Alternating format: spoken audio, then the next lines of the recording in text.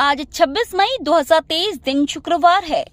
Welcome back सुप्रभात news MP. चलिए देखते हैं मध्य प्रदेश की छोटी एवं बड़ी खबरों को।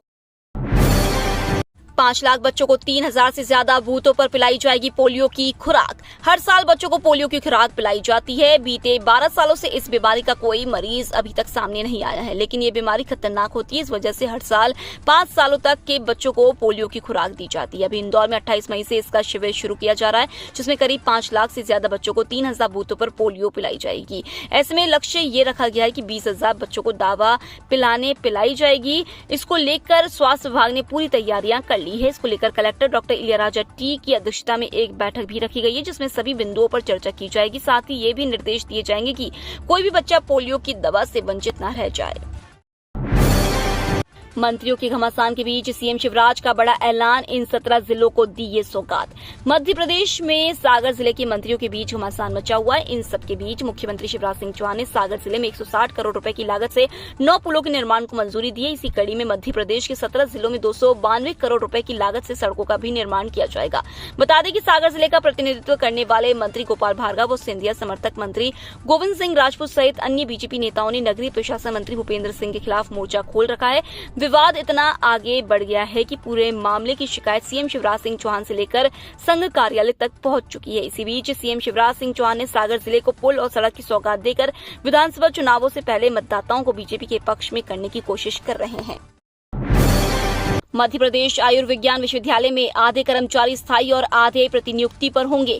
मध्य प्रदेश आयुर्विज्ञान विश्वविद्यालय में आधे अधिकारी कर्मचारी स्थायी और आधे प्रतिनियुक्ति पर रखे जाएंगे। मुख्य सचिव इकबाल सिंह बेस ने इस संबंध में व्यवस्था करने के निर्देश शासन और विश्वविद्यालय के अधिकारियों को दिए हैं। स्थायी पद होने से विश्वविद्यालय का काम अच्छे से चल सकेगा। पदों पर भर्ती के लिए जल्द ही प्रक्रिया शुरू की जाएगी।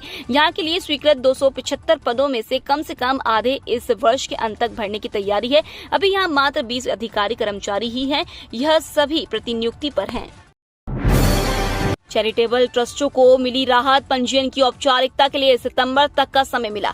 आयकर की सख्ती के चलते छूट और विशेष ओहदा खोते दिख रहे चैरिटेबल ट्रस्टों को राहत मिल गई है। Central board of direct tax ने पुराने ट्रस्टों को पंजीयन के नवीनीकरण का एक और मौका दे दिया है। बीते दिनों ऐसे ट्रस्ट जिनके रिटर्न फॉर्म 10 AB निरस्त हो गए थे, उन्हें भी राहत मिलती दिख रही है। CBDT ने अधिसूचना जारी कर पुराने रजिस्टर्ड ट्रस्टों के लिए अपने पंजीयन के नवीनीकरण की तारीख 30 सितंबर तक बढ़ा दी है। CA SN गोयल के अनुसार पुराने रजिस्टर्ड ट्रस्टों को पहले बीते वर्ष की 25 नवंबर तक अपने पंजीयन और नवीनीकरण के लिए आवेदन दाखिल करना था। तारीख बीतने के कारण कई ट्रस्ट आवेदन चूक गए थे। साथ ही ऐसे ट्रस्ट जिनके फॉर्म 10 AB बीते वर्ष देरी की वजह से निरस्त हो गए थे, भी अब 30 सितंबर तक फॉर्म फिर से दाखिल कर सकेंगे।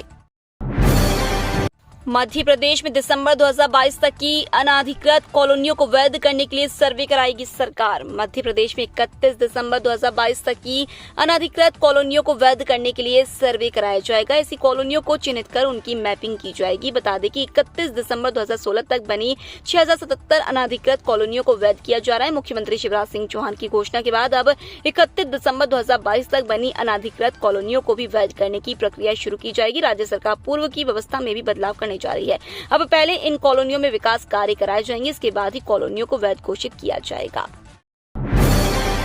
भगवा संबंधी विवादित पर्चों को लेकर सरकार सख्त, गृह मंत्री नरोत्तम मिश्रा ने दिए जांच के आदेश। इंदौर में भगवा को लेकर विवादित पर्चों का मामला तूल पकड़ लिया है। गृह मंत्री नरोत्तम मिश्रा ने भी इस प्रकरण का संज्ञान लेते हुए जांच के आदेश दिए हैं। उन्होंने गुरुवार को मीडिया कर्मियों से नियमित चर्चा के दौरान कहा कि कल ही इस मामले में 153 के तहत कार्रवाई कर दी गई है। मैं अभी निर्देश दे रहा हूं कि इस इलाके के सारे CCTV फुटेज चेक किए जाएं। जिन्होंने शांति भंग करने की या भ्रम फैलाने की कोशिश की, उनकी CCTV के माध्यम से जांच की जाए। भ्रम फैलाने, अशांति फैलाने की कोशिश करने वाले नहीं बख्शे जाएंगे। जिन लोगों ने यह पर्चे फेंके उनको नहीं बख्शा जाएगा। रेलवे ने जबलपुर स्टेशन को बनाया फ्री वाईफाई जोन, लेकिन 30 मिनट बाद बंद। ट्रेन और स्टेशन पर रहने वाले यात्रियों को रेलवे नई नई सुविधाएं दे रहा है ताकि उनका सफर यादगार हो। इसी कड़ी में रेलवे ने स्टेशनों पर यात्रियों को फ्री वाईफाई की सुविधा दी है। लगभग 4 साल पहले जबलपुर समेत जबलपुर रेल मंडल के 10 से ज्यादा रेलवे स्टेशनों पर फ्री वाईफाई सुविधा दी गई, लेकिन यह सुविधा यात्रियों की दुविधा बढ़ा रही है। स्टेशन पर कुछ देर ही वाईफाई चलता है और फिर अचानक बंद हो जाता है। यात्रियों को दी जाने वाले फ्री सुविधा के तहत उन्हें 30 मिनट तो निःशुल्क वाईफाई दिया जाता है, लेकिन 30 मिनट के बाद यह बंद हो जाता है। भोपाल स्टेशन पर यात्रियों की प्यास बुझाने भारत स्काउट्स एवं गाइड्स बच्चों द्वारा निःशुल्क जल सेवा। इन दिनों पड़ रही मध्य प्रदेश में भीषण गर्मी के कारण रेल सफर में यात्रियों को पीने के पानी की अधिक आवश्यकता की पूर्ति के लिए भारत स्काउट्स एवं गाइड्स द्वारा यात्रियों की प्यास बुझाने के लिए स्टेशन से गुजरने वाली गाड़ियों में यात्रियों के लिए पानी की उपलब्धता करवाई जा रही है। इसी कड़ी में रेलवे समाज कल्याण केंद्र भोपाल में पढ़ने वाले रेल कर्मियों के स्काउट्स एवं गाइड्स बच्चों द्वारा भोपाल स्टेशन पर यात्रियों को पानी पिलाकर और उनके खाली बोतलों में पानी भरकर उनकी प्यास बुझाने के लिए श्रमदान किया जा रहा है। इस मुहिम में उनका एक ही उद्देश्य है कि स्टेशन पर यात्रियों को पर्याप्त पानी उपलब्ध कराया जाए ताकि आगे के रेल सफर में उन्हें पानी के लिए परेशान न होना पड़े। शासकीय और निजी कॉलेजों में ऑनलाइन मिलेगी प्रवेश। प्रदेश में उच्च शिक्षा से संबंधित 1304 से अधिक शासकीय और निजी महाविद्यालयों में वर्ष 2023-24 शैक्षणिक सत्र के लिए गुरुवार से प्रवेश प्रारंभ हुआ। यह प्रवेश प्रक्रिया से ऑनलाइन माध्यम से होगी। इसमें एक मुख्य चरण और 3 CLC राउंड होंगे। विद्यार्थियों को अपने दस्तावेज के सत्यापन के लिए महाविद्यालय जाने की आवश्यकता नहीं है। इस वर्ष स्नातकोत्तर में प्रवेश के लिए भी ई सत्यापन प्रक्रिया रहेगी। प्रवेश प्रक्रिया को लेकर इस बार छात्रों के लिए कुछ सुविधाएं भी बढ़ाई गई हैं। विद्यार्थी त्रुटि होने पर ऑनलाइन शुल्क जमा करने के पहले महाविद्यालय के हेल्प सेंटर में सुधार कर दोबारा विकल्प का चयन कर सत्यापन की प्रक्रिया कर सकेंगे। प्रवेश प्रक्रिया के दौरान निरस्तीकरण पर प्रवेश शुल्क राशि आवेदक के खाते में वापस ट्रांसफर की जाएगी। कमलनाथ ने शिवराज सरकार को घेरा, कहा चौपट राजा चौपट सरकार, चौपट मध्य प्रदेश। कमलनाथ ने एक बार फिर बीजेपी और शिवराज सिंह चौहान पर जमकर हमला बोला है। बालाघाट जिले के परसवाड़ा में पत्रकारों को संबोधित करते हुए उन्होंने कहा कि मध्य प्रदेश में अब सब खस्ता हाल है, हर वर्ग परेशान है। चौपट राजा चौपट सरकार और चौपट मध्य प्रदेश ये हालिया तस्वीर है। उन्होंने कहा कि अब जनता समझ रही है कि उनके साथ कितना बड़ा धोखा हुआ है और बीजेपी जितना भी प्रलोभन दे अब लोगों पर उसका कोई असर नहीं होने वाला है। कमलनाथ ने कहा कि आज प्रदेश में किसान, नौजवान और छोटा व्यापारी सब परेशान है। भारतीय जनता पार्टी की सरकार प्रलोभन देकर जनता को गुमराह करने की कोशिश कर रही है। योग दिवस पर जबलपुर आ सकते हैं प्रधानमंत्री नरेंद्र मोदी। 21 जून को अंतर्राष्ट्रीय योग दिवस है। इस मौके पर शहर में राष्ट्रीय स्तर का कार्यक्रम होगा। इसके लिए बड़े पैमाने पर तैयारियां चल रही हैं। शासन प्रशासन की ओर से प्रयास शुरू कर दिए गए हैं, यद्यपि इस बारे में औपचारिक घोषणा शेष है।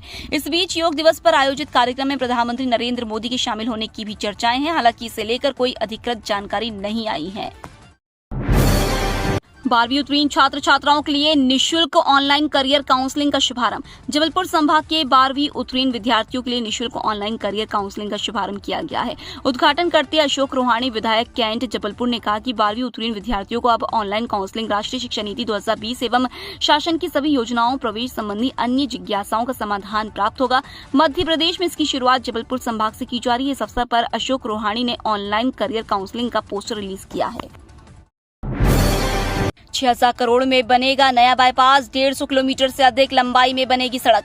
25 साल पहले इंदौर में बने पूर्वी बाईपास के बाद अब फिर बाईपास की नई रिंग बनाने की कवायद शुरू हो गई है। इसकी लंबाई 125 किलोमीटर से ज्यादा होगी। National highway authority of India इस प्रोजेक्ट के बारे में प्रेजेंटेशन दिया, जिसे देख जनप्रतिनिधि सहमत नजर आए। नया बाईपास शहर के चारों तरफ बनेगा और उसके निर्माण पर 6000 करोड़ रुपए खर्च होंगे।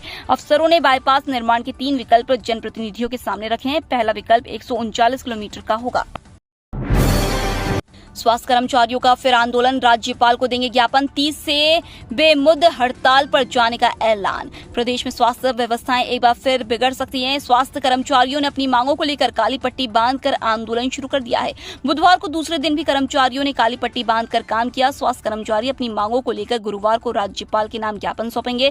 इसके बाद भी उनकी मांगे पूरी नहीं होने पर 30 मई से अनिश्चितकालीन हड़ताल पर जाएंगे। इस आंदोलन में प्रदेश के स्वास्थ्य, चिकित्सा, शिक्षा और आयुष विभाग के 1.5 लाख कर्मचारी अधिकारी शामिल है। 25 करोड़ रुपए की लागत से तैयार होने वाले अहिल्या लोक की योजना बनाने के लिए बुलाई निविदा। स्मार्ट सिटी प्रोजेक्ट के तहत राजवाड़ा क्षेत्र को अहिल्या लोक के रूप में विकसित करने की विस्तृत योजना तैयार करने के लिए स्मार्ट सिटी डेवलपमेंट लिमिटेड ने कंसल्टेंटों से निविदाएं आमंत्रित की। कंसल्टेंसी पर करीब 20 लाख रुपए का खर्च आएगा।